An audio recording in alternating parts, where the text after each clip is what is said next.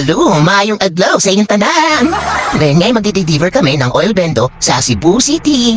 Shoutout nga pala kay Sir Pedro ng Bantayan Island, Cebu City. Ay, daghang salamat sa iyong pag-abit. At ayan na nga kitang-kita kung paano mabusising binabalot ang ating oil bendo machine. Binabble wrap, karton, tapos bubble wrap ulit. And stretch film. Kaya siguradong safe na safe ang oil bendo mo. Nice! At ayan, pagkatapos nang hambalutin ng doble-doble ang ating oil bento, ay agad na nating ipapadala to sa JT Express. Dahil sa iron niya ipapadala ang bendo natin, siya nang bahala.